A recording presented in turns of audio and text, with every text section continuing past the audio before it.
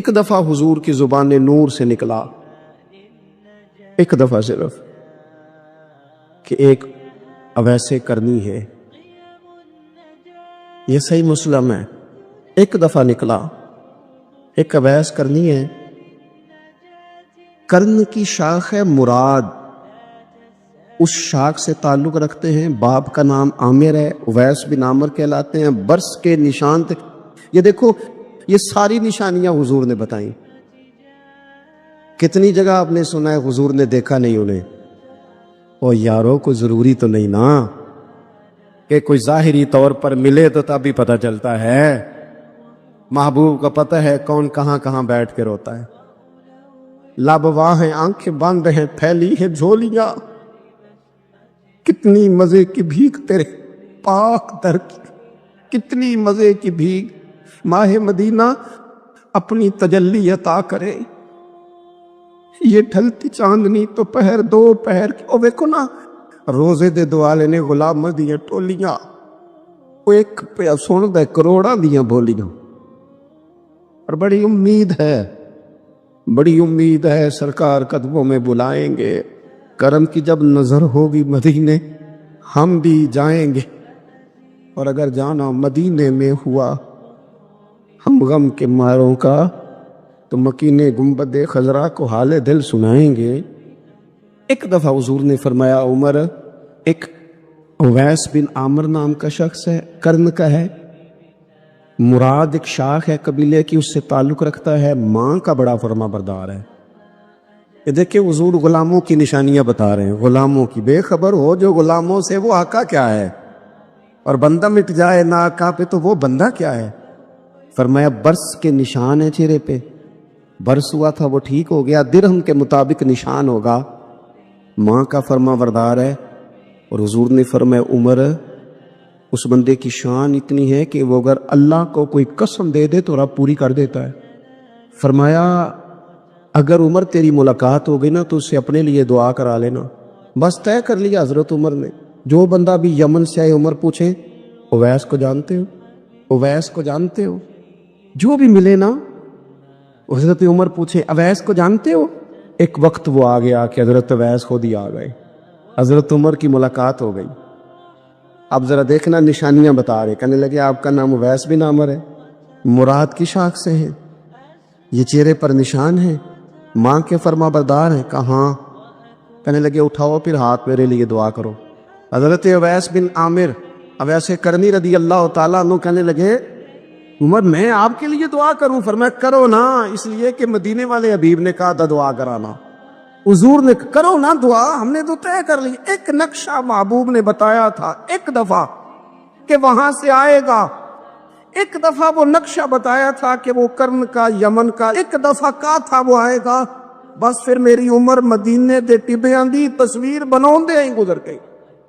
ساری زندگی پوچھا اویس تو نہیں نام، پھر وہ مل گئے تو کہا دعا کرو، دعا کرائی۔ پھر حضرت فاروق اعظم رضی اللہ تعالیٰ عنہ حضرت اویس کرنے سے کہنے لگے آپ کہاں جانے کا ارادہ رکھتے ہیں؟ یہ سارا کچھ صحیح حدیث میں موجود ہے۔ حضرت اویس کرنی کہنے لگے میں کوفے جانے کا ارادہ رکھتا ہوں۔ کہا میں کوفے کے گورنر کے نام خط لکھ دوں کہ اویس آ رہا ہے؟ تو حضرت اویس کرنی کہنے لگے نا نا نا نا، ہمیں پروٹوکول نہیں چاہیے، میں نا سادہ رہنا پسند کرتا ہوں۔ ایک صحابی تھے حضرت جناب سیدنا خفاف بن ایمار غفاری رضی اللہ تعالی، انہوں نے بڑا کردار ادا کیا تھا میدان احد میں، انہوں نے اور ان کے صاحبزادے نے۔ تو ان کی بیٹی ایک دن حضرت عمر کے پاس آئی، اب وہ بیٹی بیاہ کے جا چکی تھی، اس کی شادی ہو گئی تھی۔ حضرت خفاف بن ایمار رضی اللہ تعالیٰ عنہ کی صاحبزادی اپنے سسرال چلی گئی تھی، وہاں اس کا خامد انتقال کر گیا۔ وہ خاتون واپس آ گئی، وہ حضرت عمر سے ملی، بیوہ عورت۔ اس بیوہ خاتون نے آ کے یہاں تو میرے بھائی وہ فوجی بیچارے جن کی بیویاں، جن کو ایک تقریب میں تو خوب ایوارڈ دینے کے لیے بلایا جاتا ہے، میں نے یتیمی کا وقت گزارا ہے، مجھے پتہ ہے کہ 2-4 مہینے لوگ آ کے کہتے ہیں کوئی حکم ہوا تو دس آجے، پھر جب 1 سال گزر جاتا ہے تو پھر لوگ کہتے ہیں 4 بھرا نے کام کیوں نہیں کر دے؟ تو ایسے تو نہیں نا کہ ابا ایسے ہی چلا گیا تھا، بڑا کچھ دے کے گیا ہے، کدھر ہے فلانی چیز؟ لوگوں کا نظریہ تھوڑے عرصے کے بعد اور ہو جاتا ہے۔ آپ نے بڑے بڑے شہداء کے گھروں میں ایوارڈ تو دیے، کیا کبھی آپ نے پلٹ کر دوبارہ غور کیا کہ ان کے بچے کہاں ہیں، ان کی بیوہ کس حال میں ہے، وہ زمانے کی تیز دھوپ اور تیز آندھی کا مقابلہ کیسے کر رہے ہیں؟ بغیر باپ کے جو انسان کو کھلے آسمان تلے وقت گزارنا پڑتا ہے وہ کتنا کو مشکل ہوتا ہے، وہ کس طرح ٹائم گزار رہے ہیں، یہ کبھی سوچا لوگوں نے؟ یہاں تو نرنگیے سیاست دوران تو دیکھیے منزل انہیں ملی ہے جو شریک سفر نہ تھے، جو نکلے ہی نہیں تھے وہ منزل تک پہنچ گئے، اور جنہوں نے جوانیاں گزار دی وہ رستے میں رہ گئے۔ حضرت خفاف بن ایما کی صاحبزادی بیوہ ہو کے آ گئی، بچے ساتھ تھے، سرے راہ جناب عمر سے ملی اور مل کے کہنے لگی حضور میں اس صحابی کی بیٹی ہوں جنہوں نے احد والے دن اپنے بیٹے کے ساتھ مل کے معاشرہ کیا تھا، بچے میرے یتیم ہو گئے ہیں، میں بیوہ ہوں۔ حضرت فاروق اعظم رضی اللہ تعالیٰ عنہ نے فہرست نہیں مانگی، خرچے کی ڈیٹیل نہیں مانگی، تم آنا فلانے سے ملنا، پرسوں 9 بجے آ جانا دفتر، یہ کوئی بات نہیں کی۔ حضرت عمر غور سے کھڑے، اس بیٹی کی بات سنی، چھم چھم سیدنا فاروق کی آنکھوں سے آنسو گرے، دوڑ کے گھر گئے، ایک اونٹ نکالا، وہاں سے مال غنیمت کا مال کے بھر کے 2 بوریاں، اور بوریوں میں کیا تھا؟ چاندی بھی تھی، نقدی پیسے بھی تھے، کچھ ضرورت کا سامان بھی تھا، غلہ بھی تھا، 2 بوریاں بھر کے اونٹ پہ رکھ کے خود لگام اس بیٹی کے ہاتھ میں تھما کے کا پتر سامان بھی تیرا ہے، اونٹ بھی تیرا ہے، اور یہ نہ سمجھنا یہی کچھ تجھے دیا ہے، جب یہ ختم ہوگا تو رب تیرے لیے اور بندوبست فرمائے گا۔ کیا مانا کہ ڈیوٹیاں لگا دی گئی ہیں، ہمیں پتہ ہے یہ سامان کب تک ختم ہو جائے گا، پیسے کب تک ختم ہو جائیں گے، تیرے لیے میں نے نئے حکم بھی جاری کر دیے ہیں۔ حضرت عمر وظیفہ لگانے لگے تو حضور کے گھر میں خدمت کرنے والے حضرت اسامہ بن زید کا وظیفہ ڈبل لگایا اور اپنے بیٹے عبداللہ ابن عمر کا وظیفہ سنگل لگایا۔ تو حضرت اسامہ بن زید کہنے لگے ابا جی میں نے تو ہجرت بھی کی، جہاد بھی کیا، اسامہ تو ان دنوں بچے تھے۔ تو حضرت سیدنا عمر فاروق جواب میں کہنے لگے پتر اسامہ کے والد زید نے بھی حضور کے گھر میں نوکری کی، اسامہ بھی نوکری کر رہا ہے۔ حضرت عمر کی شان کیا ہے زمانہ جانتا ہے، پر پھر بھی حضرت عمر فرمانے لگے تو نے اپنے باپ کے ساتھ ہجرت کی، فرمایا ان کی خدمت زیادہ ہے حضور کے گھر میں، لہذا ان کا وظیفہ بھی زیادہ لگایا جائے گا۔ چادریں آئی تھی مال غنیمت میں، ڈھیر ساری چادریں، ڈھیر ساری۔ حضرت عمر نے صحابہ کرام علیہم رضوان کی ازواج پر، صحابیات پر وہ چادریں تقسیم کر دی، ایک چادر بڑی خوبصورت نکلی اندر سے، تو سب کہنے لگے حضور یہ نہ خاتون اول کے لیے سوٹ کرے گی، آپ کی اہلیہ کے لیے سوٹ کرے گی، کبھی آپ گھر لے جائیں نا، یہ سب سے بہتر ہے۔ تو یہ حضرت عمر کی بالغ نظری ہے، وہ کیا بندہ ہوا جس کی ہر جگہ نظر ہی نہ ہو۔ حضرت سیدنا عمر فاروق رضی اللہ تعالیٰ عنہ کہا جناب یہ چادر بڑی حسین ہے، آپ کے گھر والوں پہ جچے گی۔ تو حضرت عمر فرمانے لگے نہیں، ایک صحابیہ ہیں حضرت ام سلیت رضی اللہ تعالیٰ عنہ، انہیں بلاؤ، یہ چادر انہیں دوں گا۔ حضور اس خاتون کو یہ چادر دینے کی وجہ بھی تو بیان کریں۔ تو حضرت عمر فرمانے لگے جب احد میں ڈھیر سارے لوگ زخمی ہو گئے تھے اور بھگدڑ مچ گئی تھی اور حالات خراب ہو گئے تھے، تو فرمایا میں نے اپنی آنکھوں سے دیکھا کہ اس ایمرجنسی کی حالت میں بھی جناب ام سلیت مشکیزہ پکڑ پکڑ کے زخمیوں کو پانی پلا رہی تھی۔ اس خاتون کی خدمات ہیں امت کے لیے، اس نے ڈیوٹی کی ہے صحابہ کے لیے، لہذا اس عورت کا زیادہ حق بنتا ہے کہ اس کو یہ اعزاز دیا جائے۔ میرٹ کی بنیاد پر تقسیم ہوگی، رشتہ داری کی بنیاد پر، تعلق کی بنیاد پر نہیں ہوگی، اس کا حق زیادہ بنتا ہے، اس کا درجہ زیادہ بنتا ہے، خدمات زیادہ ہیں، اس نے اپنی ڈیوٹی زیادہ اچھے طریقے سے سر انجام دی ہے۔ جب تک چیزیں آپ وسعت قلبی نہیں لاتے اپنی طبیعت میں، جب تک آپ گنجائش زیادہ پیدا نہیں کرتے، اتنی دیر تک حالات اس طرح کے نہیں ہوتے۔ پھر ایک اور مصیبت بن گئی ہے، وہ مصیبت ہے لیول کی، یہ کام میرے لیول کا نہیں، جب آپ اپنے لیول سے نیچے اتریں گے، پروٹوکول سے ذرا نیچے اتریں گے اور چھوٹی چھوٹی باتوں پر خود توجہ دیں گے، چھوٹی چھوٹی چیزوں پر. حضرت عمر جمعہ پڑھا رہے تھے، ایک صحابی دیر سے آئے. اب یہ نماز کا پوچھنا، جمعے کا پوچھنا، مطلب حکمران صاحب تو اوپر لیول کے ہیں، وہ تو پوچھیں گے کہ جناب میرے ساتھ تو آپ قومی سطح کا بندہ بٹھائیں، یہ والی باتیں. لیکن چھوٹے چھوٹے سوراخ پیدا ہوتے ہیں، پھر بند ٹوٹتے ہیں، حالات بگڑتے ہیں. قوموں کا اخلاق چھوٹی چھوٹی جگہوں پہ پہلے بگڑتا ہے. چھوٹی چھوٹی جگہوں پہ بچہ پہلے چھوٹی چوریاں کرتا ہے، خدا معاف فرمائے اگر اسے روکا نہ جائے، پھر وہ بڑی جگہوں پہ جا کے حالات خراب کرتا ہے. حضرت عمر فاروق ایک صحابی دیر سے جمعہ پڑھنے آئے تو حضرت عمر نے بعد میں بلا لیا، فرمایا تم اتنے سمجھدار آدمی ہو کہ اگر جمعے میں دیر سے آؤ گے تو باقی لوگوں کا کیا بنے گا؟ تو صحابی آگے سے کہنے لگے مجھے پتا تھا آپ نے پوچھنا ہے، اور میں تو کہیں کام میں مصروف تھا امیر المومنین، میں تو دوڑا آیا ہوں، میں تو غسل بھی نہیں کر سکا، وضو کر کے مسجد میں آ گیا جمعہ پڑھنے. تو حضرت عمر فاروق ان کی بات سن کے خوش ہوئے، فرمانے لگے رب تیرا بھلا کرے، اس طرح کرنا، آئندہ جمعہ پڑھنے آنا تو غسل کر کے آنا. میرے نبی پاک نے غسل کرنے کا ارشاد فرمایا جمعے والے دن، غسل کر کے آنا. ان باتوں کا بھی، یعنی حکومت کے قومی معاملات اور عالمی نقطہ نظر بھی ان کے ذہن میں ہے، اور یہاں تک جو باریک چیزیں حضرت عمر رضی اللہ تعالیٰ عنہ کے زمانے میں اس قحط کے دور میں بارش نہیں ہوتی. حضرت بلال بن حارث المزنی، یہ صحابی ہیں، مصنف ابن ابی شیبہ میں موجود ہے. یہ ختم کیسے ہوئی؟ قید ختم کیسے؟ وہ گئے جا کے نا حضور کے روضے پہ حاضر ہوئے، حضور بارش نہیں ہو رہی، مہربانی کریں. کہتے میں وہیں سو گیا، مجھے حضور خواب میں ملے اور فرمایا عمر کو میرا سلام کہنا اور اس سے کہنا تو فکر نہ کر، رب بارش عطا کرے گا. تو بارش ہوئی حضور کے روضہ نور پہ جانے کی برکت سے. اللہ کرے امت کے لیے روضے کے دروازے ہمیشہ کھلے رہے، کبھی بند نہ ہو، وہاں سے تو کرم ملتا ہے. ایک قحط کے زمانے میں ہی دور سے کچھ لوگ آ گئے کہ چلو باہر قحط ہے تو مدینے چلتے ہیں.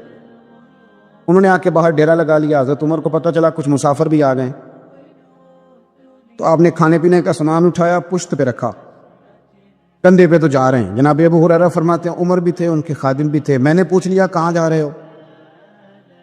تو کہنے لگے پیچھے مڑ کے ابو ہریرہ ہے. میں نے کہا جی. کہنے لگے ادھر آ یار، میں تھک گیا ہوں، تھوڑا سا سامان تو بھی اٹھا، چل میرے ساتھ. کہتے میں نے تو پوچھ لیا تھا، میں بھی قابو آ گیا.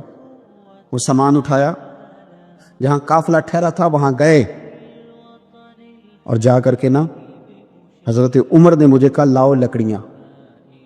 کہتے ہم لکڑیاں اکٹھی کر کے لائے تو عمر نے خود آگ جلائی. پھر فاروق اعظم نے خود کھانا پکایا، اور فرمایا جب وہ مہمان روٹی کھا رہے تھے تو عمر رو رہے تھے. ہم نے کہا حضور روتے کیوں ہیں؟ فرمانے لگے جب رب کے بھوکے بندے روٹی کھا لیتے ہیں تو اللہ راضی بڑا ہوتا ہے. تو سوچتا ہوں مجھ چھوٹے آدمی کو رب کریم نے کتنا اعزاز دیا ہے کہ میری وجہ سے آج ان بھوکوں نے کھانا کھایا. میرے عزیزو، ہر ایک تڑپتا ہے حضور سے ملاقات ہو. نبی دعائیں مانگتے رہے، پیغمبر دعائیں مانگتے رہے کہ وہ کریم محبوب علیہ السلام. اللہ تبارک و تعالیٰ سے نبی دعائیں مانگتے. حضرت ابراہیم نے دعا مانگی، یا اللہ تیرا گھر بنایا ہے، کعبہ سے بسانے والے محبوب بھی بھیج دے. حضور کے لیے نبی اور رسول دعائیں مانگتے رہے، امتی تڑپتے رہے، محدثین، مفسرین، مفکرین تڑپتے رہے، یا اللہ محبوب کا جلوہ عطا کر. سارے حضور کے لیے دعائیں مانگے، اور حضور دعا مانگے یا اللہ مجھے عمر نہیں عطا کر دیتا، اے اللہ عمر کو مسلمان کر دے، اسلام کو عزت دے دے. سب حضور کو مانگ رہے ہیں. کریم نے دعا. آپ بھلا کس بندے کا ذکر کر رہے ہیں جو مرید مصطفیٰ نہیں مراد مصطفیٰ ہے؟ حضور نے مانگ کے لیا، اللہ سے مانگ کے لیا، نبی کریم نے مانگ کے لیا. عمر جب گئے نا کلمہ پڑھنے، واقعہ آپ نے سنا ہے، ہمشیرہ سے قرآن پاک سنا، اور پھر حضرت عمر کہنے لگے نہیں بہن اب بات سمجھ میں آ گئی ہے تو اس طرح کر، میرے ہاتھ میں باندھ لیتا ہوں، گلے میں تلوار لٹکا لیتا ہوں، میں کروں آیا سا مار مقامنے نو. ਹੁਣ ਤੁਸੀਂ ਮੈਨੂੰ ਮਾਰ ਦੇ ਲੈ ਚਲੋ। ਓਏ ਮਤੇ ਉਮਰ ਦੀ ਉਮਰ ਹੀ ਬਰਬਾਦ ਹੋ ਜਾਏ, ਜਿੱਥੇ ਉਮਰ सवार दे ले चलो। ले जाओ ना। दारे अरकम में हजरत उमर कलमा पढ़ने आ रहे हैं, दरवाजे पे हजरत अमीर हमजा खड़े हैं।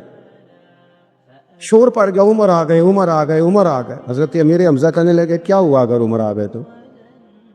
अच्छे इरादे से आए हैं तो इस्तकबाल करेंगे, और अगर कोई इरादा गड़बड़ है तो अगर वो उमर है तो मैं अमीर हमजा हूं, आज पता चल जाएगा। आ गए तो आने दो। पीछे हुजूर तशरीफ फरमाए,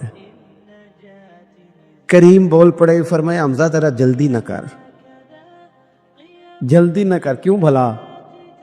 वह फितरत मुस्कुरा के कह रही थी, हमजा वो कोई आए तो नहीं ना, उन्हें तो बुलाया गया है, उन्हें तो दुआ मांग के बुलाया गया है, वो तो बुलाए गए हैं। तो बोला कोई आया लेके चला गया, कोई उम्र भर भी ना पा सका। मेरे मौला तुझसे गिला नहीं, ये तो अपना अपना नसीब है। ये कुछ लोग ना पसंद नहीं आ जाते, ये कुछ लोग पसंद नहीं आ जाते, कबूल नहीं हो जाते। कुछ लोगों को मांग नहीं लिया जाता, कुछ को रख नहीं लिया जाता, कुछ लोगों को कह नहीं दिया जाता तूने जाना नहीं। वो किसी ने कहा था, इश्क उजरत तलब न था, वरना हम तेरे दर पे नौकरी करते। कुछ तो तड़पते हैं ना, तो कुछ को कहा जाता है यार तू आ जाना, तू रह जाना। ओ हजरत उमर तो वो है जिन्हें करीम ने अल्लाह से मांगा है, अल्लाह से मांगा है। और फिर कभी जो हजरत उमर के बारे में हुजूर ने कहा है ना, जो महबूब ने फरमाया है, हुजूर ने जो उनके लिए फरमाया है, उस पर कभी बंदा गौर करना। हुजूर फरमाने लगे, लोगों सुनो मैंने रात ख्वाब देखी है, ख्वाब में मैंने दूध पिया है। हुजूर सैयद आलम अलैहिस्सलाम फरमाने लगे, ये सही हदीस में मौजूद है बुखारी में, फरमाया मैंने इतना पिया है, इतना पिया है दूध, इतना पिया है कि मेरे नाखूनों से भी नजर आने लगा। हुजूर फरमाने लगे दूध फिर भी बच गया। हुजूर फरमाते हैं पता मैंने वो दूध ख्वाब में किसे दिया है? या रसूलल्लाह फरमाए उमर खत्ताब को दिया है। या रसूलल्लाह अगर आपने दूध पिया है और बचा हुआ उमर को दिया है, ख्वाब आपने सुनाई है, तो हुजूर ताबीर भी तो आपने ही बतानी है। तो या रसूलल्लाह इसकी ताबीर क्या है? हुजूर फरमाने लगे इसकी ताबीर इल्म है, कि उमर फारूक को जिस तरह अल्लाह ने मुझे उलूम दिए, उमर को भी इल्म दिया। इसकी ताबीर इल्म है, इसकी ताबीर वो नूरे मारिफत है। ये पता है दूध और इल्म की आपस में तशबीह क्या है? हमारे मुफस्सिरीन फरमाते हैं जिस तरह दूध जिस्मानी गिज़ा है ना, इल्म रूहानी गिज़ा है। हजरत फारूक आजम का इल्म, फकाहत, समझदारी, मामला फहमी, उसूल पसंदी, उनके मिजाज में ठहराव, साबत कदमी क्यों ना हो, जब हुजूर अपने हाथों से दूध पिलाएं और कई दफा पिलाएं, ऐसा कि तेरी खैर तेरे मैं कदे की खैर, ऐसी पिला के जिसका नशा उम्र भर रहे। और एक साहब कहने लगे कि पिला के गिराना तो सबको आता है, मजा तो तब है कि गिरतों को थाम ले साकी। नबी पाक अलैहिस्सलाम ने फरमाया इससे मुराद इल्म है, फारूक आजम का इल्म। एक दिन फिर हुजूर बोले, फरमाया मैंने रात ख्वाब देखी है। अजीज दोस्त आप गौर करें बात पर, तो कैसी खिली बात, यानी सारी दुनिया कहती है हुजूर को ख्वाब में देखे। ये बुखारी है। हुजूर फरमाने लगे मैंने ख्वाब देखा है। या रसूलल्लाह सल्लल्लाहु अलैहि वसल्लम क्या? फरमाया मैंने ख्वाब देखा है, मैंने ख्वाब में देखा लोगों ने कमीजें पहनी हुई हैं, किसी की कमीज पेट तक है, किसी की पेट से भी ऊपर है। हुजूर फरमाते हैं फिर मैंने ख्वाब में उमर को देखा। उमर फारूक ने इतनी लंबी कमीज पहनी, इतनी लंबी कमीज पहनी कि नीचे घिसट रही थी। हुजूर ख्वाब सुना के चुप कर गए। या रसूलल्लाह करम नवाजी करे, ताबीर भी तो बताए ना। तो रसूल करीम ने फरमाया इसकी ताबीर दीन है। गोया फरमा रहे इतना लंबा कुर्ता हजरत उमर ने पहना है कि उमर तो दीन के अंदर लिपटे हुए हैं। سراپا دین، اٹھنا دین، بیٹھنا دین، بولنا دین، آنا دین، فیصلہ کرنا دین، عمر کا ہنس دینا بھی دین، عمر کا رو دینا بھی دین، فاروق اعظم کا بدر میں کھڑے ہونا بھی دین، احد میں آنا بھی دین۔ اور عمر تو دنیا سے جا رہے تھے، آخری وقت تھا، زخم لگا ہوا تھا، خون بہ رہا تھا، امت رو رہی تھی، دین نبی دا وانگ یتیمہ رووے تے کرلاوے، ان میں کتھوں لباں عمر بہادر جڑا مینوں سینے لاوے۔ سب لوگ پریشان تھے، پر عمر سراپا دین ہے نا۔ عمر فاروق شدید علیل ہیں، خون بہ رہا ہے، سامنے سے ایک نوجوان گزرا تو اس کا تامد، اس کا پاجامہ، اس کی شلوار ٹخنوں سے ذرا نیچے تھی، تو حضرت عمر کہنے لگے پتر یہ اونچی کر لے، یہ میرے نبی کا طریقہ ہے۔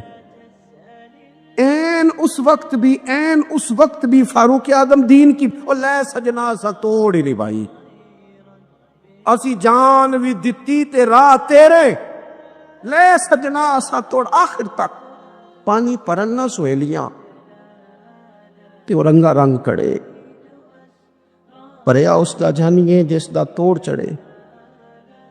اور میرے محبوب نے دنیا میں سامنے بٹھا کے کہا، صحیح حدیث میں موجود ہے، فرمایا عمر میں نے جنت میں تیرا گھر بھی دیکھ لیا۔ عمر دروازے پہ حور بھی بیٹھی تھی، میں اندر جانے لگا تھا، پھر میں نے کہا عمر بڑا غیور ہے۔ معنی کیا ہے؟ شارحین کہتے ہیں معنی یہ ہے کہ حضور نے خود ہی قانون بنایا نا، کسی کے گھر جائیں تو اجازت لے کے جائیں۔ عمر میں اندر جانے لگا تھا، پھر میں رک گیا۔ عمر بات سن کے رو پڑے۔ میں نے بڑی تاریخ کی کتابوں میں پڑھا ہے کہ حضرت عمر بڑے مزاج کے سخت تھے، پر سجنوں میں نے نا درجنوں کتابوں میں یہ بھی پڑھا ہے کہ اتنا روتا بھی کوئی نہیں تھا جتنا عمر روتے تھے۔ چہرے پہ عاشق دا کام ہی رونا تونا، اے بنا رویو نہیں جے منظوری، تے عاشق سدا ہی روندا رہندا ہے، پامیں وصل ہوئے تے پامیں دوری۔ آنکھیں ہر وقت تر رہتی تھی، ہر وقت تر، دل تے بوجھ پوے جس ویلے تے پھر بوجھ اٹھاون اکھیاں۔ حضرت فاروق اعظم کی آنکھیں تر، رو پڑے، کہنے لگے یا رسول اللہ میں آپ پر غیرت کرتا؟ حضور عمر کو تو جو ملا ہے محبوب کے قدموں کے صدقے ملا ہے۔ حضرت فاروق اعظم کا مزاج، اور پھر حضور نے جو کہہ دیا نا، کچھ لوگ نا بات مانتے ہیں سونی کر کے نہیں مانتے۔ ایک ہوتا ہے حکم، ایک ہوتی ہے رضا، کبھی کبھی ان دونوں میں فرق بھی ہوتا ہے۔ استاد جی، حضرت صاحب میں جاؤں؟ جاؤ، یہ حکم ہے، لیکن تو محسوس تو کر، لگتا ہے کہ وہ تجھے اجازت نہیں دینا چاہ رہے، تو دل بھی تو پڑھنا۔ اور میں پوچھ کے آیا جی انہوں نے مینوں آپ آکھیا سی تو جا، اور تو نے سونگا نہیں نہ، میرا پوچھا ہی ہے، تو نے محسوس ہی نہ کیا، تو لفظوں کے ہیر پھیر میں رہا، تو جملے اوپر نیچے کرتا رہا جیسے لوگ موبائل کرتے رہتے ہیں ہر وقت، اسی چکر میں پڑا رہا۔ تو نے دیکھا تو صحیح، غور ہی نہیں کیا کبھی نہ رضا میں اتر کر۔ جو لوگ رضا والے تھے وہ رضا پا لیتے تھے۔ سانو قید سجن دا گہنا ہے، وہ جنج رکھے اسا اونج رہنا ہے، پھر کے گلی گلی تباہ، ٹھوکرے سب کی کھائے کیوں، اور دل کو جو عقل دے خدا، تو تیری گلی سے جائے کیوں۔ کیوں بندہ رضا سے ادھر ادھر ہو؟ طے کر لیتے ہیں کچھ لوگ، وہ ساری زندگی گزار دیتے ہیں دروازہ محبوب پہ۔ عمر نے گزار دی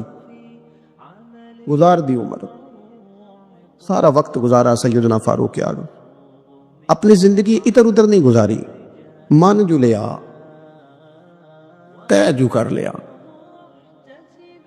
ایک در پڑھیے، پھر انہوں محکم پڑھیے، پھر اس دے ہو کے مریے، پکڑ جو لی، طے جو کر لی، اور گزار دی عمر، ختم ہو گئی۔ دعا کرو جس کی کہیں لگ گئی ہے اس کی توڑ بھی چڑھ جائے. کوئی نہ سبب کوئی جے محبوب بلاوے ایک دم تے سر نو پیر بنائیے. جے محبوب بلاوے ایک دم سر نو پیر بنائیے. وہ کدے سر منگے تے سر دے دئیے, کدے بھی دیر نہ لائیے. یار دا کدے بھی گلا نہ کریے, پاواں سیک دے ہی مر جائیے. یار دا کدے بھی گلا نہ کریے, پاواں سیک دے ہی مر جائیے. او سجنا یہاں تے لائیے ہی نہ, جے لائیے تے پھر توڑ نہیں پائیے, یہاں تے لائیے ہی نہ. یعنی حضرت عمر فاروق گزر رہے تھے تو کسی باغ کے کونے میں کھڑے ہو کے کچھ بچے چھوٹے چھوٹے بچے وہ کھجوریں اکٹھی کر رہے تھے. تو حضرت عمر نے کہا کس کے باغ میں لگے ہوئے ہو؟ سب بچے دوڑ گئے. تو حضرت سنان بن سلمہ فرماتے میں بھی چھوٹا تھا, میں کھڑا ہو گیا تو میں نے کہا حضور ہم نے توڑ کے نہیں کھجوریں کھائیں, گری ہوئی کھائی ہیں, اور آپ کو پتہ ہے جو رستے میں گر جائیں وہ اٹھانی ناجائز نہیں ہوتی. تو حضور یہ گری ہوئی کھجوریں کھائی ہیں. تو کہتے ہیں حضرت عمر فاروق بچے کی بات سن کے کہنے لگے رب تیرا بھلا کرے, تو نے صحیح بات کی طرف میری توجہ کرا دی ہے, اللہ تیرا بھلا کرے. اور پھر حضرت عمر رضی اللہ تعالیٰ عنہ اس چھوٹے سے بچے کے پاس کھڑے ہو گئے. کون؟ کس کے پاس؟ نہیں, خواب تو نہیں دیکھ رہے میں اور آپ. حکمران وقت 22 لاکھ مربع میل کا حکمران بچے کے پاس کھڑے ہو گئے, چھوٹے بچے کے پاس. دکان پہ غریب آدمی چڑھ آئے نا, دکاندار صاحب اللہ ماشاءاللہ ان کا مزاج خراب ہو جاتا ہے. وہ تیسری چیز کہ نا وہ والی دکھاؤ تو کہتے لینی ہے تو لے, تو جا. اور اگر تگڑا بندہ آ جائے تو کہتے ہیں جناب آپ اس طرح کریں نشاندہی کر دے, میں انشاءاللہ خرید کے لا کے پیش کر دوں گا. مزاج بدل جاتا ہے. غریبوں کے پاس, چھوٹوں کے پاس, عام آدمی کے پاس آپ جائیں. ہمارے حکمرانوں کا غریب آدمی سے گیپ بہت زیادہ ہے, پیروں کا غریب آدمی سے گیپ بہت زیادہ ہے, بڑے علماء کا عام آدمی سے گیپ زیادہ ہے, تاجروں کا عام آدمی سے گیپ زیادہ ہے, شیشے کے بڑے بڑے محلات میں سوسائٹیوں میں بسنے والوں کا غریبوں سے گیپ زیادہ ہے. اس لیے امیر غریب کی تفریق بڑھ گئی ہے, حالات اور طرح کے ہو گئے. بعض غربا امیروں سے نفرت کرنے لگ گئے. ہماری شادی بیاہ تقریبات افطاریاں ان میں ہم اپنے لیول کے لوگ بلاتے ہیں جن سے ہمیں کاروباری ضروریات وابستہ ہوتی ہیں. ہم نے اس طرح کا ماحول بنایا, اس کا نقصان یہ ہوا ہے کہ معاشرے میں کئی قسم کی سوچیں پنپنے لگی ہیں, وسوسے غالب آنے لگے.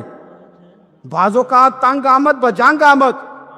جب غریبوں کے بچے زیادہ تنگ آتے ہیں پھر ہتھیار اٹھاتے ہیں, پھر قلم چھوڑ دیتے ہیں.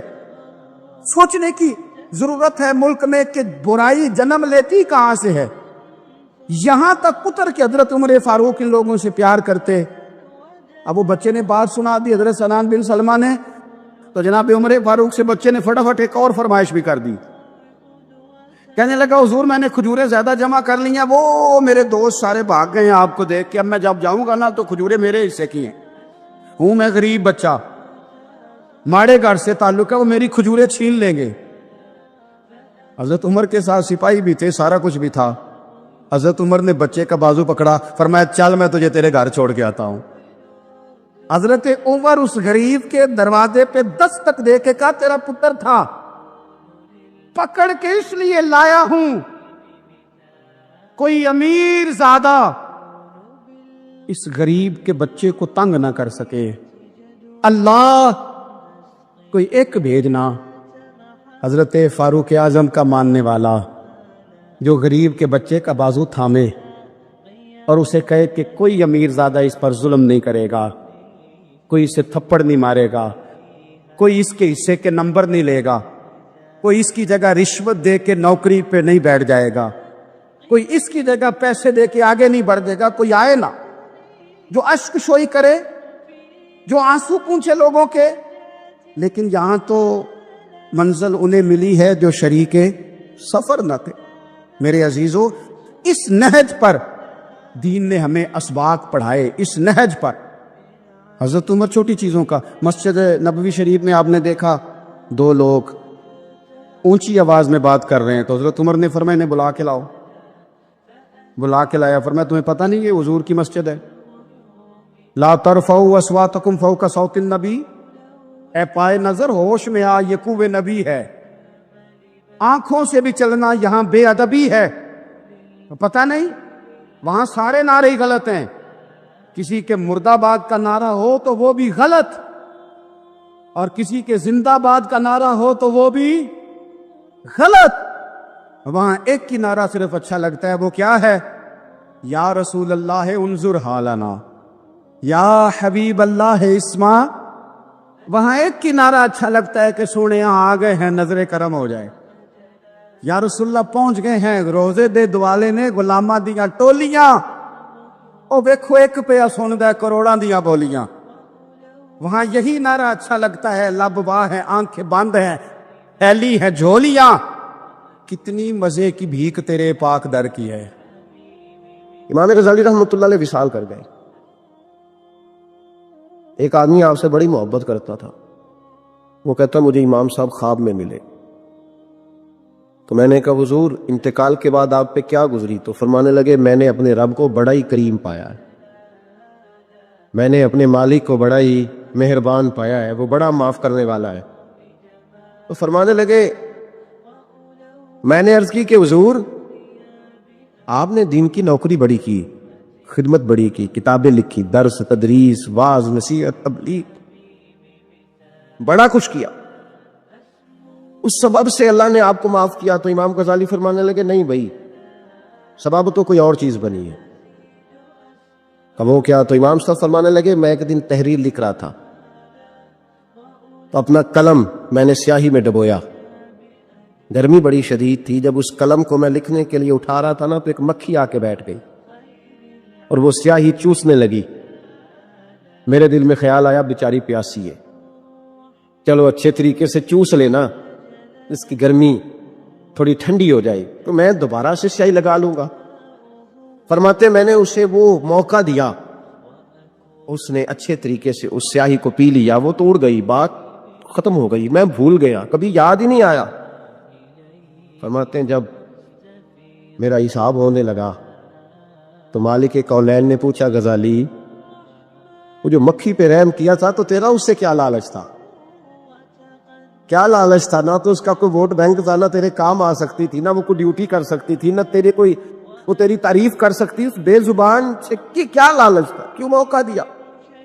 تو امام غزالی فرمانے لگے مولا تیری مخلوق سمجھ کے، اللہ تیری مخلوق سمجھ کے۔ تو رب کریم نے فرمایا تو میری مخلوق پہ رحم کرے تو میں تیرے اوپر رحم نہ کروں؟ کھول دو جنت کے دروازے، میں نے غزالی کو بے حساب جنت عطا فرما دی۔ بھائی شرط یہ ہے کہ تو دیکھ تو صحیح، کبھی تو نے رحم کھایا؟ تو نے کبھی توجہ کی ہے؟ نے ہمارے دائیں بائیں اتنے زیادہ دکھ نہیں جتنے زیادہ ہم لوگ ہیں، اتنے دکھ نہیں جتنے ہم ہیں۔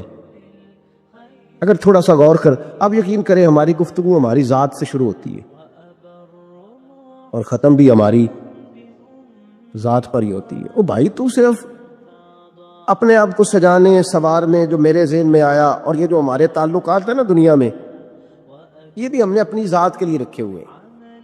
یہاں تو سلام اس سے لوگ لیتے ہیں جس سے کوئی کام پڑتا ہے، یہاں تو 2 4 5 رشتے اس لیے رکھے ہوئے ہیں کہ کبھی کوئی مصیبت آ گئی تو کام آئیں۔ کچھ تعلقات اس لیے تو غریب کو دوست بھی نہیں ملتا، اس لیے کہ اس سے کسی کو کام کیا پڑے گا۔ لوگوں نے شناسائی بھی ان لوگوں سے رکھی ہوئی ہے جن سے کچھ نہ کچھ ان کے ذاتی مفادات و بس دل نرم ہوتا ہے نا، انسان کا دل نرم ہوتا ہے، تو وہ یہ نہ سمجھے کہ ایک آدمی کا دل نرم ہوا ہے، وہ سمجھے کہ پورے معاشرے پہ اللہ مہربان ہو گئے۔ اسلام کے اندر اجر و ثواب 2 طرح کا ہے، ایک بہتر ہے ایک بہترین ہے۔ آپ نے کسی سے قرض لینا ہو تو اس کو مہلت دینا بہتر ہے اور معاف کر دینا بہترین ہے۔ کسی شخص نے آپ کے ساتھ زیادتی کی ہو تو اتنی ہی زیادتی اس کے ساتھ کر لینا جائز ہے، لیکن اسے معاف کر دینا یہ بہترین ہے۔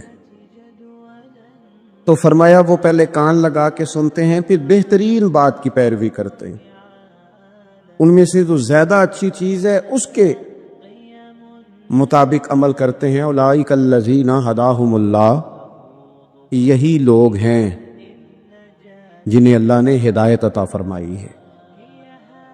وَأُولَئِکَ ھُمْ أُولُو الْأَلْبَابِ، اور فرمایا یہ لوگ عقل والے ہیں، یہی ہیں جنہیں اللہ نے ہدایت دی، اور یہ صاحبان عقل ہیں۔ ایک دنیا کے اندر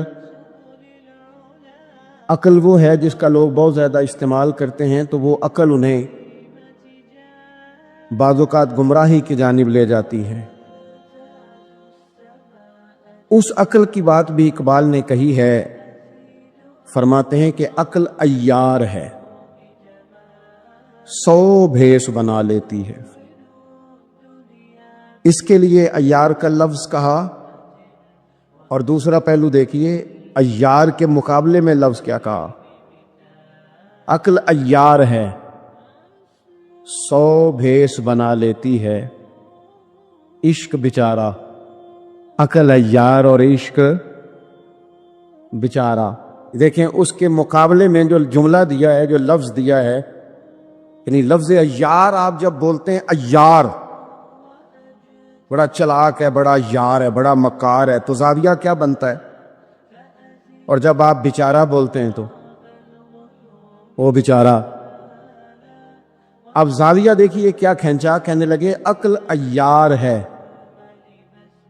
100 بھیس بنا لیتی ہے، عشق بیچارہ، نہ ملا ہے نہ زاہد نہ حکیم، یہ کچھ بھی نہیں، یہ بیچارہ کچھ بھی نہیں، بیچارہ جو ہوا۔ تو عقل کی طرف تو قرآن و سنت نے توجہ دلائی ہے،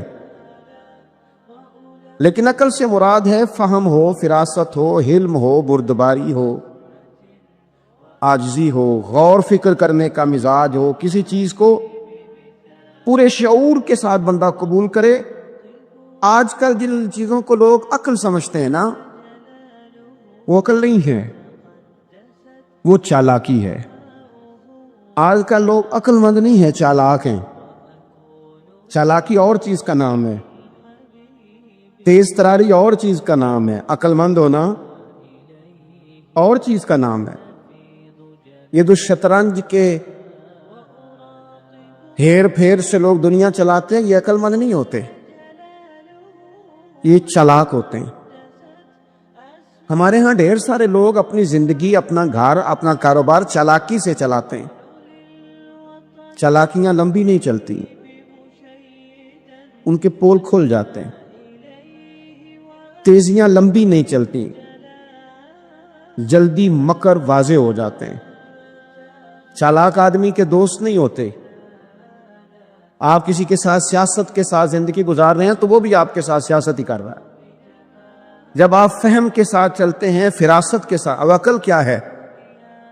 نبی پاک صلی اللہ تعالی علیہ وسلم نے فرمایا، کسی نے پوچھا یا رسول اللہ صلی اللہ علیہ وسلم بہترین مومن کون ہوتا ہے؟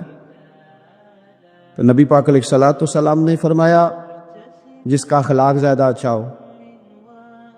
تو یا رسول اللہ عقل مند کون ہوتا ہے؟ تو نبی پاک علیہ السلام نے فرمایا عقل مند وہ ہوتا ہے جو موت کو کثرت سے یاد کرے اور اپنی آخرت کی تیاری کرے۔ یہ عقل ہے، یہ شعور ہے۔ لیکن وہ چالاکی کے ساتھ دنیا داری میں بڑا اپنا نام بنا لے، بڑے پیسے جمع کر لے، بڑا جناب گھروندہ تیار کر لے، تو یہ چالاک ہے، عقل مند نہیں۔ فہم والے بنے، شعور والے بنے، اپنی زندگی فہم کے ساتھ گزاریں۔ آپ اپنے شعور کی بلندی کی طرف بڑھیں، اپنے بچوں کو تیز نہ کریں، چالاک نہ کریں۔ ایک درویش سے میری ملاقات ہوئی تو وہ بڑے بھولے بھالے تھے، ان کے بچے بھی بھولے بھالے تھے۔ تو میں نے سارے خاندان میں سب بھولے بھالے لوگ دیکھے، تو میں نے ان سے کہا کہ یہ کیا ماجرا ہے؟ تو کہنے لگے ہمارے دادا جی نے دعا کی تھی کہ یا اللہ میرے بچے چالاک نہ ہوں، یہ شاطر نہ ہوں، تیزیاں نہ کرنی آتی، یہ بھولے ہوں، درویش ہوں، ساتا ہوں۔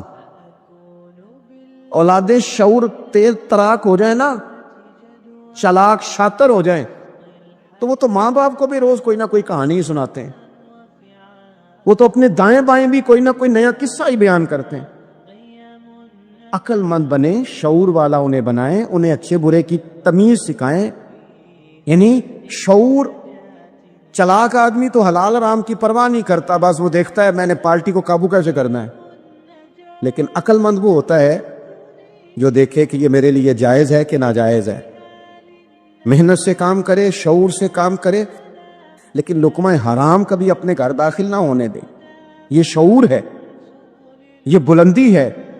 یعنی شعور یہ ہے کہ اسے پتہ چلے کہ یہ حق میرا ہے، یہ میرے بھائی کا ہے، یہ حق میرا ہے، یہ میرے ملازم کا ہے، یہ حق میرا ہے، یہ میرے پڑوسی کا۔ یہ شعور ہے۔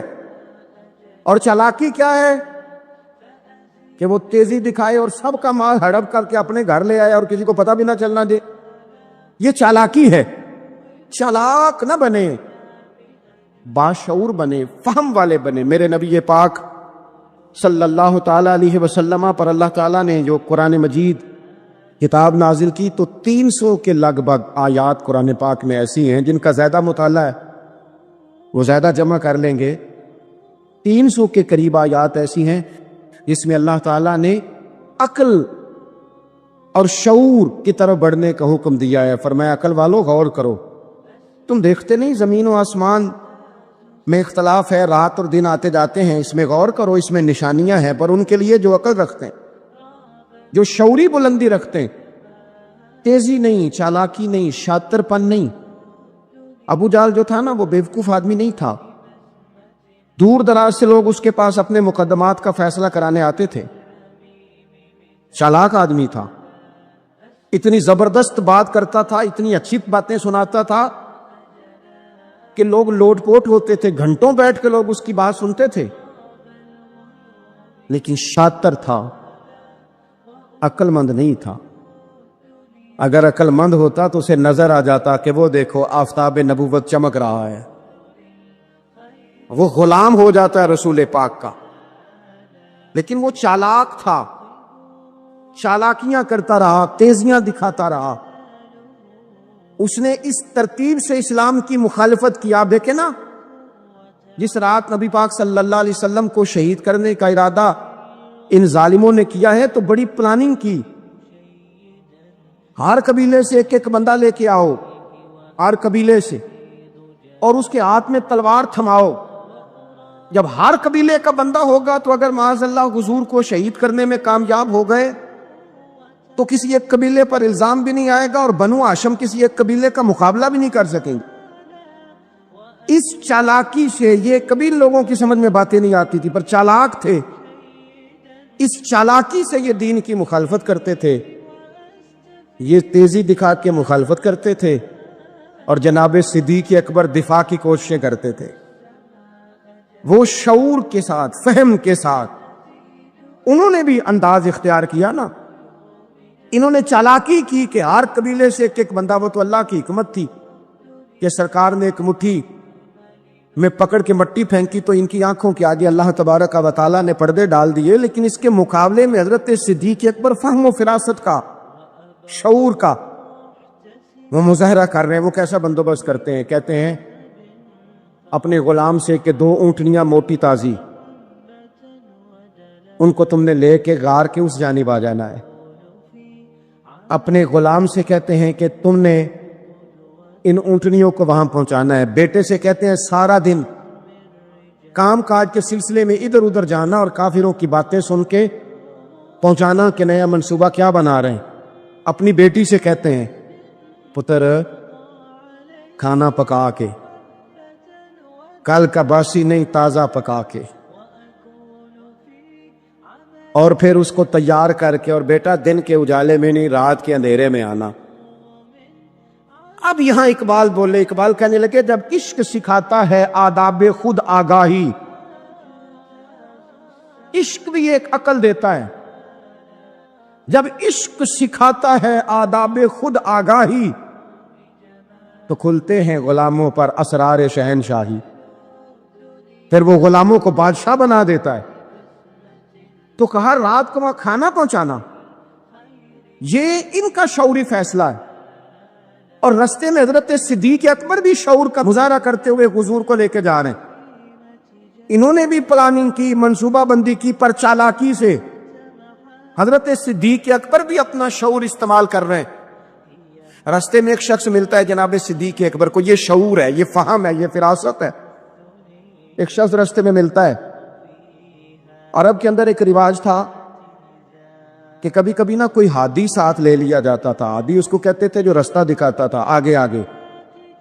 وہ کچھ تھوڑا بہت نذرانہ لیتے تھے، رقم لیتے تھے، رستہ دکھاتے تھے. چونکہ وہ رستہ بتانا بڑی دور دور تک آبادی نہیں ہوتی تھی، تو پوچھیں گے کس سے اگر بھول گئے تو ایک شخص ساتھ رکھ لیا جاتا تھا. رستے میں ایک شخص ملا جو مدینہ شریف سے جا رہا تھا مکہ مکرمہ.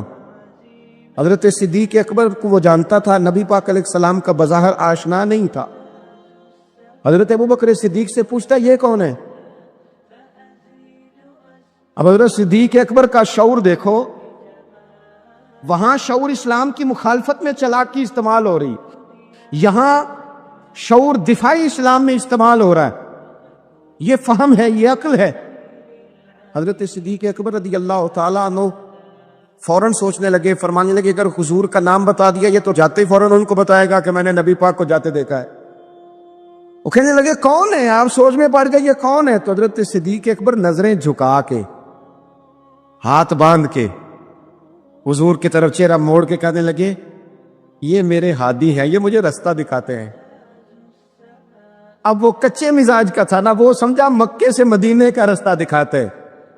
حضرت صدیق اکبر بتا رہے تھے کہ مجھے جنت کا رستہ دکھاتے ہیں، رب کی معرفت کا رستہ دکھاتے ہیں. یہ بھی شعور ہے جب عشق سکھاتا ہے. آداب خود آگاہی، پھر کھلتے ہیں غلاموں پر اسرار شہنشاہی. عطار ہو، رومی ہو، رازی ہو، غزالی ہو، کچھ ہاتھ نہیں آتا بے آہ و سحر گاہی. عجیب بھائی، آپ اپنا شعور اگر صحیح جگہ استعمال کریں تو فہم بن جائے گا، فراست بن جائے گا، فائدہ مند ہو جائے گا.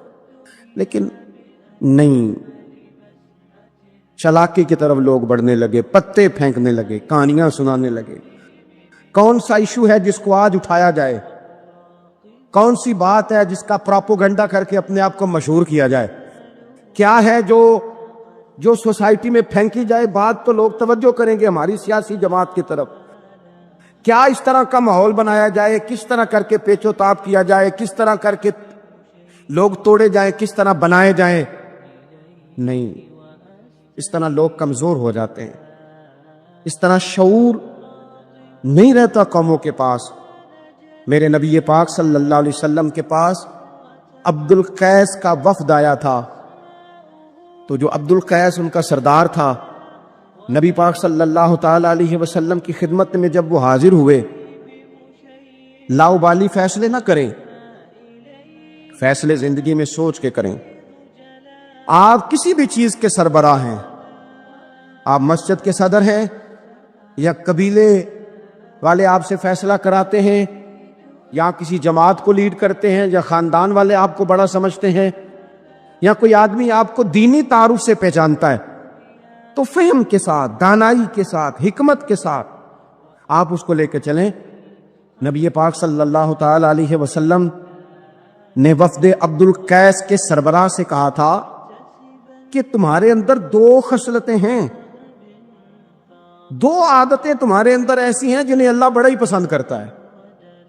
یا رسول اللہ کون کون سی؟ فرمایا ایک تو تم عقل والے ہو، اور دوسرا بردبار ہو، حلم والے ہو.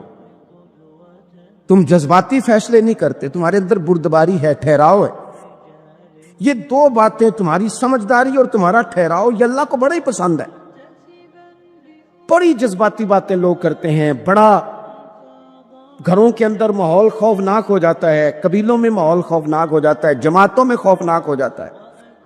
بڑے شعور کے ساتھ مسلمان کو آگے بڑھنے کی ضرورت ہے.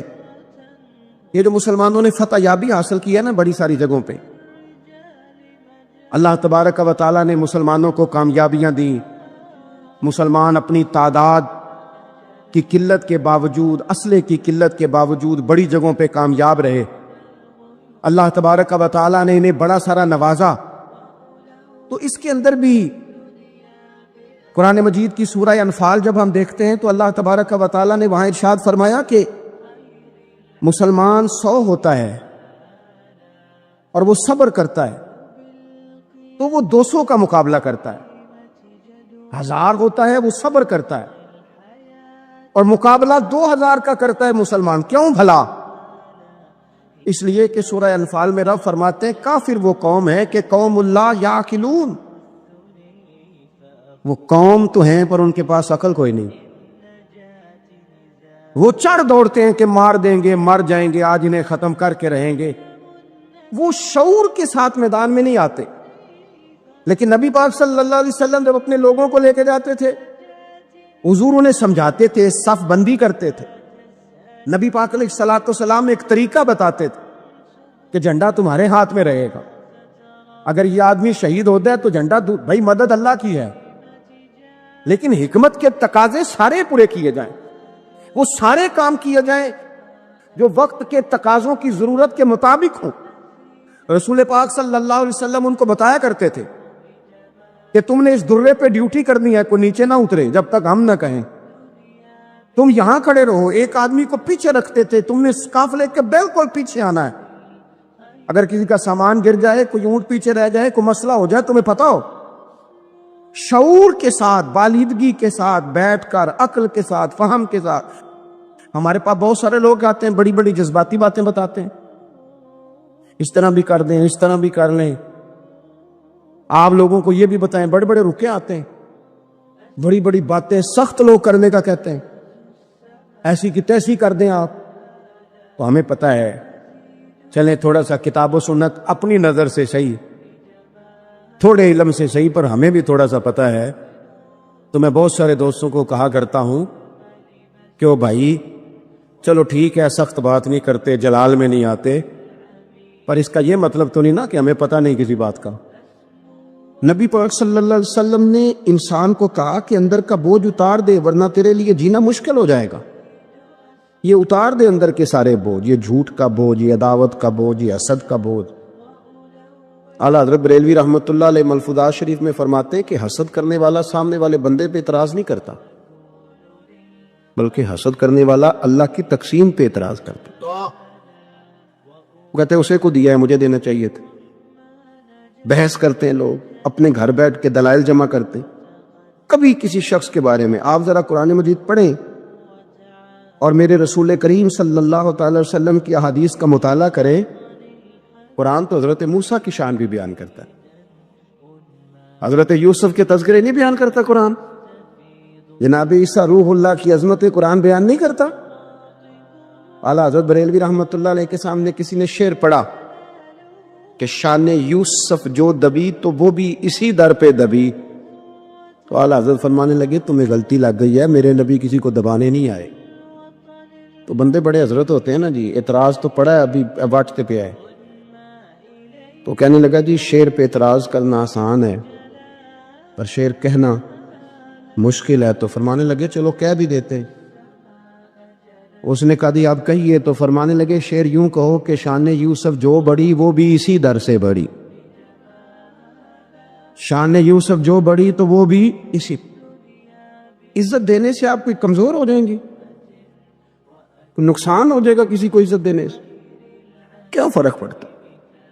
لیکن آپ یقین کریں کہ وہ اتنی مصیبت بنی ہے عزت لینے کی، پروٹوکول لینے کی، اپنا آپ منوانے کی، اتنی زیادہ، بلکہ وہ لوگ جن کو بالکل اس چکر میں نہیں پڑنا چاہیے تھا، درویش لوگ، وزیروں کا بھی استقبال ہو رہا ہوتا ہے اور پیروں کا بھی استقبال ہو رہا ہوتا ہے۔ کوئی وزیر چڑھ جائے روڈ پہ تو رستہ غریب آدمی کو پھر بھی نہیں ملتا، تو کوئی تگڑا پیر چڑھ جائے تو پھر بھی نہیں رستہ ملتا، حالانکہ یہ درویش ہیں، یہ فقیر ہیں، یہ فقر کا درس دیتے ہیں، لیکن چاؤ ہی بڑا ہے۔ میرے رسول کریم صلی اللہ علیہ وسلم نے سادہ اور سمجھ والا اور عین طبیعت کے مطابق، جس میں کسی بندے کو کوئی مشکل نہ ہو۔ پتہ ہے میرے محبوب کا کمال یہ تھا کہ نبی کریم تک رسائی بڑی آسان تھی، ہر بندہ بڑی آسانی سے پہنچ جاتا، بڑی آسانی سے۔ بخاری میں بھی حدیث ہے، لیکن قاضی اعجاز رحمۃ اللہ تعالی علیہ نے بڑے پیار سے لکھی ہے اور انوکھا رنگ ان کی تحریر میں اچھا لگتا ہے۔ حضرت انس بن مالک رضی اللہ تعالیٰ عنہ فرماتے ہیں کہ ملک شام کا ایک شخص حضور کی بارگاہ میں حاضر ہوا اپنے بادشاہ کا کوئی پیغام لے کے. غریب آدمی نا ویسے ہی طبعاً ہی تھوڑا سا مایوس ہوتا ہے، ڈر رہا ہوتا ہے، وہ سہما ہوا ہوتا ہے. لیکن حالات کے سہمے ہوئے لوگوں کو بتا دو، حالات بدل جاتے ہیں، ایک جیسے نہیں رہتے. لیکن یہ بیچارے سہمے، یہ ہر جگہ ڈر رہے ہوتے ہیں. یہ آستانوں پہ بھی ڈر کے پیچھے بیٹھے ہوئے ہوتے ہیں. آستانوں پہ پروٹوکول مل رہا ہوتا ہے جس کی جیب تگڑی ہوتی. تو ڈرتے ہیں یہ لوگ، اور ان پہ پریشر بڑھا دیا جاتا ہے. کچھ ایسے کام کیے جاتے ہیں جن سے ان کی دلوں پر بوجھ بھی رہتا ہے کہ نہیں یہاں بات کوئی نہیں کرنی. حضرت انس بن مالک رضی اللہ تعالیٰ عنہ فرماتے ہیں جب وہ آیا نا نبی کریم کی بارگاہ میں تو وہ کانپنے لگا. کوئی بات بھی نہیں ہوئی، کوئی ایسا مسئلہ بھی نہیں ہوا، لیکن وہ کانپنے لگا اور تھر تھر کانپنے لگا. تو اللہ کے رسول صلی اللہ علیہ وسلم نے اسے فرمایا کہ کیوں ڈرتے ہو، کیا بات؟ کہنے لگا میں مدینے کی جو ریاست ہے اس کے سربراہ کے پاس آیا. غریب آدمی ہوں، ڈر لگتا ہے کوئی ایسی بات نہ ہو جائے کہ آپ ناراض ہو جائیں. تو انہوں نے تو دیکھا تھا نا ان لوگوں کو کہ جو جانور کو مالک کی مرضی کے بغیر چھاؤں میں باندھ دیتے تھے تو مار پڑتی تھی. اتنا سیانا ہو گیا تو مرضی کرے گا، مجھے ڈر لگ رہا ہے. حضرت انس بن مالک کہتے ہیں بات کہاں کی تھی، چلی کہاں گئی. اس نے کیا کہا اور پھر جواب میں میرے محبوب نے کیا فرمایا. آپ ذرا بات کا لیول دیکھیں اور حضور کی گفتگو کا سٹیٹس دیکھیں. یہ وہ لوگ، یہ وہ تربیت ہے جو لوگوں کے دلوں اور روحوں تک اترتی ہے. میرے نبی کریم صلی اللہ تعالی علیہ وسلم نے بات سنی تو حضور رو پڑے، اور اتنا روئے کہ گھٹنوں کے بل زمین پر بیٹھ گئے. جناب انس بن مالک فرماتے ہیں حضور فرمانے لگے نہ بھائی تو کسی بادشاہ کے پاس نہیں آیا، نہ تو کسی حکمران کے پاس نہیں آیا، تو اس بیٹے کے پاس آیا ہے جس کی ماں گوشت کے خشک ٹکڑے کھا کے بھی رات گزار لیا کرتے. میری ماں تو گوشت کے خشک ٹکڑے کھا کے رات گزار لیتی تھی، نہ تو کسی. حضرت انس بن مالک کہتے ہیں اس نے بات سنی تو وہ بھی رو پڑا، اور میں نے سنی تو میں بھی رو پڑا. دوستو رسول کریم دیکھیں نا ہم لوگوں نے کس طرح کا لیول بنایا ہوا ہے. ابھی تک وہ جو دولت کا رٹا ہے تھوڑا بہت وہ ابھی تک چلتا ہے. ابھی تک خاندان کے اندر کوئی بندہ امیر ہو جائے تو چودھری بھی وہی ہوتا ہے، سیانا بھی، میرا تو خیال ہے پیر بھی وہی ہوتا ہے. شرط یہ ہے کہ اس کے پاس پیسے ہونے چاہیے، وہی شیخ ہوتا ہے، سارا کچھ وہی ہوتا ہے. نبی پاک صلی اللہ علیہ وسلم نے ہمیں کہا کہ یہ تمہارے اندر کے بوجھ ہیں. ماں کا فی صدرک، گناہ جو ہوتا ہے یہ کھٹکتا ہے سینے میں، یہ بندے کو پریشان کرتا ہے، بندہ تکلیف میں ہوتا ہے کسی کو پتہ نہ چل جائے. ہم لوگوں نے آہستہ آہستہ کر کے نا احساسات کی دنیا چھوڑ دی ہے. ہمارا مزاج نہیں، چھوٹی چھوٹی باتیں ہوتی ہیں لیکن ہم توجہ نہیں کرتے. کوئی اتنا مشکل بات نہیں کہ رات کو بیٹا پھل لے کے آیا تو اپنی بیوی کے کمرے میں چلا گیا. لوگ اس کی ماں کو اور اس کے باپ کو یہ بات آسانی سے کہہ دیتے ہیں کہ آپ حوصلہ کریں، دفع کریں، جو کر رہا ہے کرنے دیں. لیکن جس بندے کی کل کمائی اس کا پتر ہو اور بھری جوانی میں جس نے کہا ہو بیوی سے کہ چل میں پرانے کپڑوں پہ عید گزار لوں گا، تو نئے کپڑے بچوں کے لے آ. جس نے 30 سال سعودی عرب میں، دبئی میں، مسقط میں، پردیس میں گزارے ہوں پر وہاں کمبل بھی نہ بدلا ہو کہ چلو بچے میرے پڑھ جائیں، اس کی کل کمائی باغ تیرے دی کر کر راکھی، ساری عمر گزاری، تو جدوں یہ باغ پکن تے آیا لے گئے اور وپاری، تو وہ پھر جا کے تو 6 کنوں رکھ کے پلیٹ میں اپنی بیوی سے کہتا ہے جا ابا جی کو دے آ. یہ کہنا آسان ہے باپ کو کہ تو صبر کر، حوصلہ کر، پر وہ باپ جب پیچھے پلٹ کے دیکھتا ہے تو کہتا ہے دنیا نے تو تجھے تحفہ دیا ہوگا، میں نے تو جوانی تجھے دے دی، خوشیاں ساری تیرے نام کر دی اور تو میرے ساتھ یہ سلوک کرنے چلا. احساسات نہیں، اس کو پتہ ہی نہیں. روز دوست کو ٹیلی فون کرتا ہے کہ آج باہر سے کھانا کھائیں، کبھی ابا جی کو بھی کرنا کہ ابا جی آج میرے بغیر روٹی نہ کھانا، میں آؤں گا تو مل کے کھائیں گے. کبھی کہے اماں کو کہ اماں مجھے بڑے بڑے ریسٹورنٹ میں وہ مزہ نہیں آیا کہ تیرے ہاتھ کے چاولوں کی روٹی میں مزہ آیا، آج پکا نا. مجھے لگتا ہے اماں کو راشا بھی ہو نا، راشا بھی ہو. تو پھر بھی وہ تیرے لیے محنت کرے گی، لیکن احساس ضروری ہے نا، وہ ہم پیدا نہیں کرتے، وہ ہماری توجہ نہیں جاتی۔ صاحب طبقات کہتے ہیں نبی کریم صلی اللہ تعالی علیہ وآلہ وسلم نے نا جب صحابہ کرام آئے تھے مکہ مکرمہ سے مدینہ طیبہ، تو آپ نے سن رکھا ہے کہ انصار مدینہ نے اپنی جائیدادیں بھی تقسیم کر کے آدھی آدھی مہاجرین کو دے دی تھی، تو ان میں ایک حضرت ام ایمن بھی تھی، نبی کریم کی رضائی والدہ ہیں۔ یہ حضرت عبداللہ رضی اللہ تعالیٰ عنہ جو سرکار کے والد گرامی، ان کی آزاد کردہ لونڈی حضرت سیدہ طیبہ طاہرہ جناب آمنہ رضی اللہ تعالیٰ عنہ کی بھی بڑی خدمت کی انہوں نے۔ ان کو بھی ایک باغ ملا ہوا تھا۔ جب وہ خیبر کے علاقے فتح ہو گئے، یہودیوں سے بہت سارے علاقے لے لیے، تو اللہ کے رسول صلی اللہ علیہ وسلم نے فرمایا کہ اب اس طرح کرو کہ یہ جو تم نے جائیدادیں لی ہوئی ہے نا انصار سے، یہ واپس کر دو اور تمہیں اس میں سے دے دیتے۔ حضور علیہ السلام نے انصار مدینہ سے بھی کہا کہ میں ان کو یہ جائیدادیں دے کے اور تمہاری واپس کرانے لگا ہوں، تو انصار نے تو وہاں بھی بڑا انوکھا جواب دیا کہ یا رسول اللہ ہماری والے بھی رہنے دے اور وہ والے بھی ان کو دے دے۔ وَيُقْصِرُونَ عَلَىٰ أَنفُسِهِمْ وَلَوْ كَانَ بِهِمْ خَصَاصَةٌ، یہ بھی ان کو ان کے پاس رہنے دے۔ محبوب نے فرمایا نہیں، میرا فیصلہ یہی ہے۔ حضرت ام ایمن رضی اللہ تعالیٰ عنہ کے حصے میں ایک باغ آیا ہوا تھا، تو محبوب کریم سید عالم صلی اللہ علیہ وسلم نے کہا اماں جی آپ کو کوئی اور باغ دے دیتے ہیں، یہ والا باغ واپس کر دیں۔ سیدھی سادی بیوی تھی، ناز تھا کہ میں نے حضور کی خدمت کی ہے بچپن میں، ناز تھا، کہنے لگی میں تو نہیں واپس کرتی، یہ ناز ہے، ورنہ حضور کو کوئی انکار کر سکتا؟ میں تو نہیں واپس کرتی۔ حضرت عائشہ صدیقہ رضی اللہ تعالیٰ عنہ فرمانے لگی اماں جی یہ آپ کیا کہہ رہی ہیں؟ حضور فرمانے لگے عائشہ آپ خاموش ہو جائیں، یہ بڑھاپا ہے، اس کے احساسات ہیں، اس کے جذبات ہیں۔ آپ یقین کریں کئی دفعہ بوڑھے بیچارے نا درد سے بات نہیں بتاتے کسی، وہ کہتے ہیں کیا کرے، کپڑا اٹھائیں تاکہ پیٹ ننگا ہو جائے، کیسے بات کریں؟ نبی کریم سید عالم علیہ الصلوۃ والسلام اماں جی کے قریب گئے، کہا اماں جی میرے ساتھ چلو ایک دفعہ باغ دیکھ تو لو۔ حضور ساتھ لے کے گئے، ایک باغ دکھایا تو کہنے لگی نہیں نہیں میں نے نہیں لینا، یہ مجھے میرے والا ٹھیک۔ حضور نے پھر دوسرا دکھایا، کہنے لگی یہ بھی نہیں مجھے پسند۔ محبوب نے تیسرا دکھایا تو کہنے لگی یہ تو میرے والے باغ سے بھی پیارا ہے، یہ میں لے لوں گی۔ جب وہ مسکرائیں تو حضرت عائشہ کہتی ہے میں نے حضور کی آنکھوں میں آنسو دیکھے، فرمایا الحمدللہ اس کا دل نہ راضی ہو گیا ہے۔ یہ طریقہ ہے میرے عزیز، تھوڑے احساسات تو پیدا کریں، تھوڑے اپنے جذبات۔ کتنی خود غرضی والی زندگی ہے کہ مجھے صرف میرا ہی خیال ہے، اور جو جہاں بیٹھا ہے نا پتہ ہے ہم پریشان زیادہ کیوں ہیں؟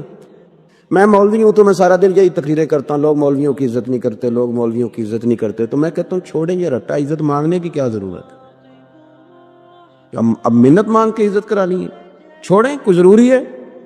میں اس طرح کرتا ہوں کہ میں عزت کرنی شروع کر دیتا ہوں، میں کرتا ہوں نا 15-20 علماء کی عزت، چلو ہم آپس میں شروع کر لیتے تو خود بخود باقی بھی مسئلہ ٹھیک ہو جائے۔ بوڑھے لوگ ہر وقت شکایت کرتے ہیں عزت نہیں کی جاتی، عزت کیوں آپ بھیک مانگتے؟ کیا ضرورت؟ پیار دینا شروع کریں، روز بروز مطالبہ کرنا کہ میری خدمت کرو، میرے پیچھے چلو، اس سے تو دقت پیدا ہوتی، انسان تکلیف میں رہتا ہے۔ میرے رسول کریم علیہ السلام خیال رکھتے، چھوٹے چھوٹے بچوں کے جذبات کا بھی خیال کرتے، بوڑھوں کے جذبات کا بھی خیال کرتے۔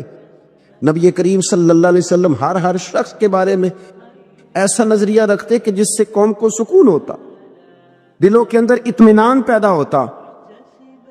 اٹھ فریدا ستیا، جھاڑو دے مسیت، تو ستیں تے رب جاگدا، تیری ڈاڈے نال پرید۔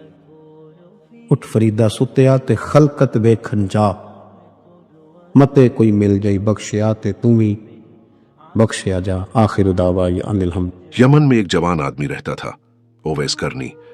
وہ اپنی بوڑھی ماں کی سیوا کرتا تھا، ماں کی خدمت میں اتنا مشغول رہتا کہ کبھی خود مدینہ منورہ جا کر حضرت محمد کی زیارت بھی نہیں کر سکا۔ لیکن رسول اللہ نے اپنے سمے میں ہی صحابہ سے فرمایا تھا، یمن میں ایک نوجوان ہے، اس کا نام اویس کرنی ہے، وہ اپنی ماں سے بے حد محبت کرتا ہے، اس کے نام عمل میں نیکیوں کا بڑا رتبہ ہے، جب تم اس سے ملو تو اسے دعا کروانا۔ ये बात सहाबा के दिल में बस गई, खासकर हजरत उमर रजी और हजरत अली रजी हमेशा उवैस करनी को ढूंढते रहते थे। हजरत उमर की तलाश हर साल जब यमन से लोग हज के लिए आते, हजरत उमर रजी काफिले में जाकर पूछते, क्या तुम में कोई उवैस करनी है? कई साल गुजर गए पर उवैस करनी नहीं मिला। आखिरकार वह दिन आ गया। एक साल काफिला आया। हजरत उमर रजी ने वही सवाल किया। एक आदमी बोला, हाँ, हमारे पास ओवैस नाम का एक सादा सा आदमी है, वह लोगों से दूर तन्हाई पसंद करता है। हजरत उमर रजी और हजरत अली रजी खुशी से भर उठे। उन्होंने ओवैस करनी को बुलाया। सामने एक दुबला पतला सादा कपड़ों में लिपटा नम्र चेहरे वाला आदमी खड़ा था। हजरत उमर रजी ने पूछा, क्या तुम ओवैस करनी हो? उन्होंने सिर झुकाकर कहा, जी मैं ही हूं। हजरत उमर रजी ने कहा, नबी ने तुम्हारे बारे में जिक्र किया था, फरमाया था कि तुमसे दुआ करवाना। ओवैस करनी यह सुनकर रो पड़े और बोले, मैं कौन हूं? मैं तो एक गुनाहगार बंदा हूं। लेकिन हजरत उमर रजी ने कहा, नहीं, यह अल्लाह के रसूल का हुक्म है। ओवैस करनी की दुआ। ओवैस करनी ने हाथ उठाए। उसके हाथों की दुआ से फिजा में सच्चा नूर फैल गया कि ऐसा लगा जैसे रहमत बरस रही हो। दुआ के बाद हजरत उमर रजी ने कहा, मुझे हुकूमत की जिम्मेदारी है, लेकिन तू किसी को न बताना कि तू ही वह ओवैस है जिसकी तारीफ नबी ने की थी। ओवैस करनी बोले, अमीर उल मोमिनीन, मैं खुद नहीं चाहता कि कोई मुझे पहचाने। मैं बस अपनी मां की सेवा और अल्लाह की इबादत में रहना चाहता हूं। फिर वह चुपचाप बिना किसी शोहरत के अपने काफिले के साथ वापस चले गए।